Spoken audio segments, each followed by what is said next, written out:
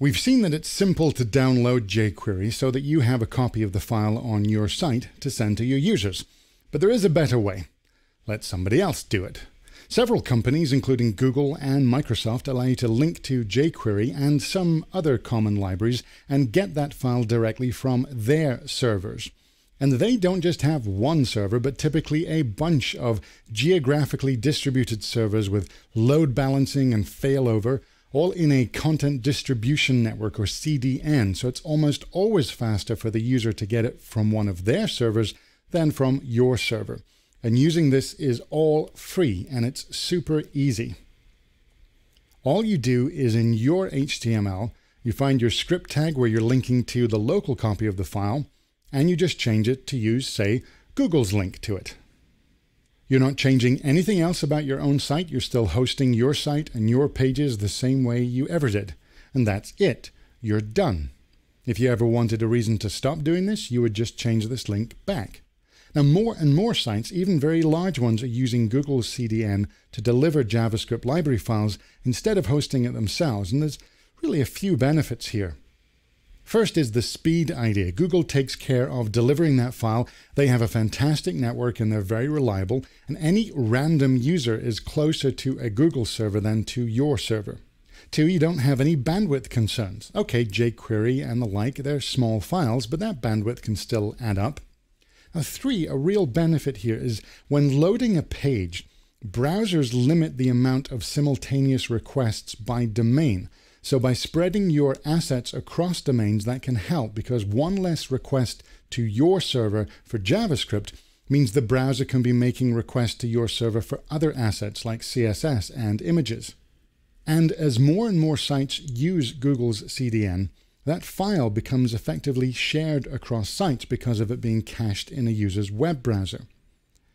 The idea is if your user visits, say, site A, and they retrieve some HTML that's linking to a JavaScript file stored on a content delivery network, they'll be delivered that jQuery file or whatever it is from that set path, and that path is remembered and cached by the browser. So if that user then goes to another site and retrieves some HTML and CSS that's also using that same CDN and that same path, the browser will realize, hey, I've already got a copy of that jQuery file. I don't need to download it at all. So I've talked about jQuery here as it's the most common, but if you want to know what other libraries are available or get more details, go to code.google.com/APIs/libraries. Or if you don't remember that, just search for Google CDN. Now, these are the current ones that are available. We've got Chrome Frame, Dojo, jQuery, MooTools, Prototype, Scriptaculous, and clicking any of them will give you a bit more information about how you get hold of them. Now, when you browse through this developer's guide, you'll find a lot of content about signing up for a Google API key and using their loader JavaScript. You really don't need to do this. The most direct way is just to come on down to the library that you're looking for and find the path to it. And one more thing, you'll see that Google makes this path available as HTTPS here. That's the way it's showing up in this list. In fact, it is available as both HTTP and HTTPS paths. And the main reason it needs to be available as an HTTPS address is so you can use it from an encrypted page without the browser complaining that you're using an unencrypted asset on that page. There really is no other benefit to encrypting jQuery. Everybody knows what it is.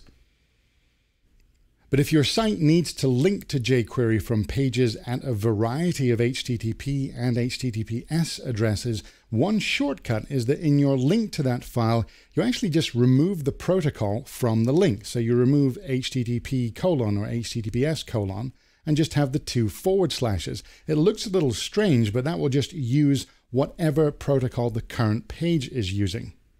And that's all there is to it.